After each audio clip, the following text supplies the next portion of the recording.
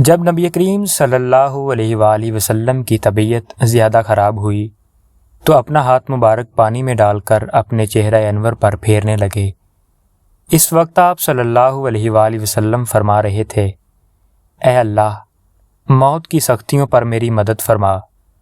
سیدہ فاطمہ رضی اللہ تعالیٰ عنہ فرماتی ہیں کہ جب میں نے نبی کریم صلی اللہ علیہ وآلہ وسلم پر بے چینی کے آثار دیکھے تو میں پکار اٹھی، ہائے میرے والد کی بے چینی۔ یہ سن کر نبی کریم صلی اللہ علیہ وآلہ وسلم نے ارشاد فرمایا، آج کے بعد پھر کوئی بے چینی تمہارے باپ کو نہیں ہوگی۔ حضور اکرم صلی اللہ علیہ وآلہ وسلم پر وفات کے وقت جو اس قدر تکلیف اور بے چینی کے آثار ظاہر ہوئے، اس میں بھی اللہ تعالیٰ کی حکمت ہے، یہ کہ اگر کسی مسلمان کو موت کے وقت اس طرح کی تکلیف اور بے چینی ہو تو حضور اکرم صلی اللہ علیہ وآلہ وسلم کی تکلیف کو یاد کر کے خود کو تسلی دے سکتا ہے، یعنی دل میں کہہ سکتا ہے کہ جب اللہ کے رسول پر موت کے وقت اتنی تکلیف گزری تو میری کیا حیثیت ہے۔ یوں بھی موت کی سختی مومن کے درجات بلند ہونے کا سبب بنتی ہے۔ حضرت عائشہ صدیقہ رضی اللہ تعالیٰ عنہ فرماتی ہیں کہ نبی اکرم صلی اللہ علیہ وآلہ وسلم پر موت کی تکلیف کے بعد اب میں کسی پر بھی موت کے وقت سختی کو ناگوار محسوس نہیں کرتی۔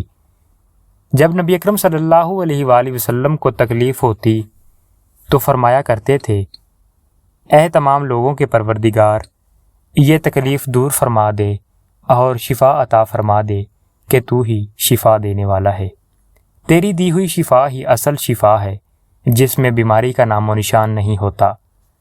حضرت عائشہ صدیقہ رضی اللہ تعالیٰ عنہ فرماتی ہیں کہ جب آپ صلی اللہ علیہ وآلہ وسلم کی بے چینی بڑھی تو میں نے آپ صلی اللہ علیہ وآلہ وسلم کا دایاں ہاتھ اپنے ہاتھ میں لے لیا اور دعا کے یہی کلمات پڑھ کر دم کرنے لگی۔ پھر آپ صلی اللہ علیہ وآلہ وسلم نے اپنا ہاتھ مبارک کھینچ لیا اور یہ دعا پڑھی، اے اللہ میری مغفرت فرما اور مجھے رفیق اعلیٰ میں جگہ عطا فرما۔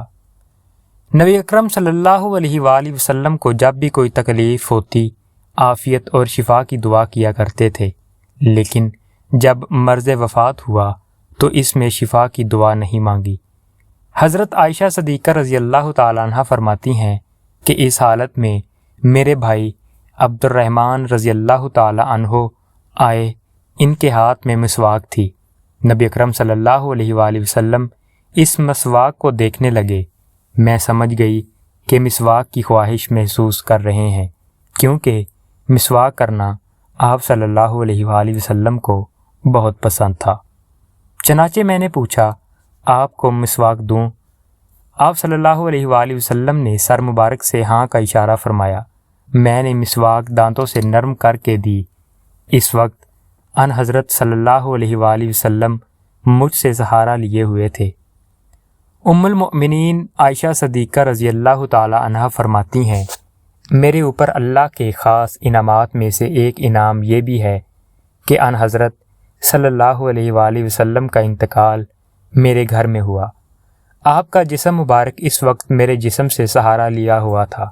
وفات کے وقت اللہ تعالیٰ نے میرا لاب دہن آپ صلی اللہ علیہ وآلہ وسلم کے لاب دہن سے ملا دیا، کیونکہ اس مسواک کو میں نے نرم کرنے کے لیے چبایا تھا اور نبی اکرم صلی اللہ علیہ وآلہ وسلم نے اس سے اپنے دانتوں پر پھیرا تھا۔ معزز سامعین، حضور اقدس صلی اللہ علیہ وآلہ وسلم پر بے ہوشی طاری ہوئی تو سب ازواج مطہرات آس پاس جمع ہو گئیں۔ مرض کے دوران آپ صلی اللہ علیہ وآلہ وسلم نے 40 غلام آزاد فرما دیے۔ گھر میں اس وقت 6 یا 7 دینار تھے۔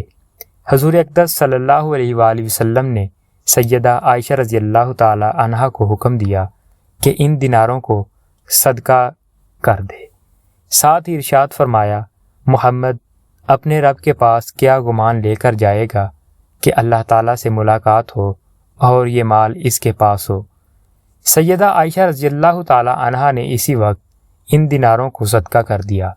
ان حضرت صلی اللہ علیہ وآلہ وسلم کی بیماری سے چند روز پہلے حضرت عباس رضی اللہ تعالی عنہ نے خواب دیکھا تھا کہ چاند زمین سے اٹھ کر آسمان کی طرف چلا گیا۔ انہوں نے حضور اقدس صلی اللہ علیہ وآلہ وسلم کو خواب سنایا تھا۔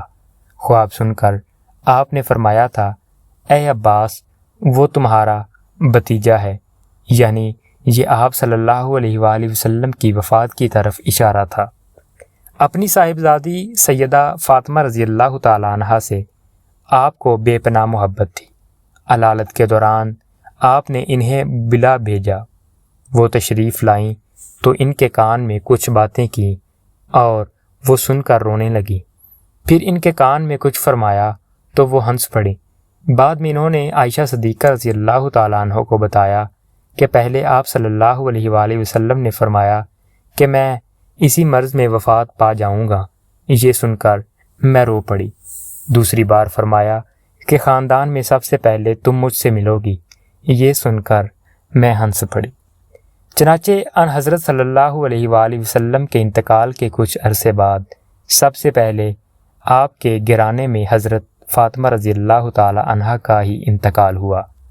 وفات سے 1 یا 2 دن پہلے ان حضرت صلی اللہ علیہ وآلہ وسلم نے لوگوں سے ارشاد فرمایا، یہود اور نصارہ پر خدا کی لعنت ہو۔ انہوں نے اپنے پیغمبروں کی قبروں کو عبادت گاہ بنا لیا۔ یہ بھی فرمایا کہ یہودیوں کو جزیرۃ العرب سے نکال دو، اور فرمایا، لوگوں، نماز نماز نماز کے بارے میں اللہ سے ڈرو اور اپنے غلاموں کا خیال رکھو۔ وفات سے پہلے حضرت جبرائیل علیہ السلام ملک الموت کے ساتھ آئے۔ انہوں نے عرض کیا، اے محمد صلی اللہ علیہ وآلہ وسلم، آپ کے مشتاق ہیں۔ یہ سن کر نبی اکرم صلی اللہ علیہ وآلہ وسلم نے فرمایا، تو حکم کے مطابق میری روح قبض کر لو۔ ایک روایت کے مطابق حضرت جبرائیل علیہ السلام ملک الموت کے ساتھ آئے تھے۔ انہوں نے آن حضرت صلی اللہ علیہ وآلہ وسلم سے عرض کیا تھا، اے اللہ کے رسول، یہ ملک الموت ہیں۔ آپ سے پہلے انہوں نے کسی سے اجازت نہیں مانگی اور نہ آپ کے بعد کسی سے اجازت مانگیں گے۔ کیا آپ انہیں اجازت دیتے ہیں؟ آن حضرت صلی اللہ علیہ وآلہ وسلم نے انہیں اجازت دے دی۔ تب اسرائیل علیہ السلام اندر آئے۔ انہوں نے آپ کو سلام کیا اور عرض کیا، اے اللہ کے رسول صلی اللہ علیہ وآلہ وسلم، اللہ تعالیٰ نے مجھے آپ کے پاس بھیجا ہے۔ اگر آپ مجھے حکم دیں کہ میں آپ کی روح قبض کروں تو میں ایسا ہی کروں گا، اور اگر آپ حکم فرمائیں کہ چھوڑ دو تو میں ایسا ہی کروں گا۔ نبی اکرم صلی اللہ علیہ وآلہ وسلم نے ان سے پوچھا، کیا تم ایسا کر سکتے ہو کہ روح قبض کیے بغیر چلے جاؤ؟ انہوں نے عرض کیا، ہاں، مجھے یہی حکم دیا گیا ہے۔ آن حضرت صلی اللہ علیہ وآلہ وسلم نے حضرت جبرائیل علیہ السلام کی طرف دیکھا تو انہوں نے عرض کیا، اے اللہ کے رسول، اللہ تعالیٰ آپ کی ملاقات کے مشتاق ہیں۔ نبی اکرم صلی اللہ علیہ وآلہ وسلم نے فرمایا، مجھے اپنے پروردگار سے ملاقات عزیز ہے۔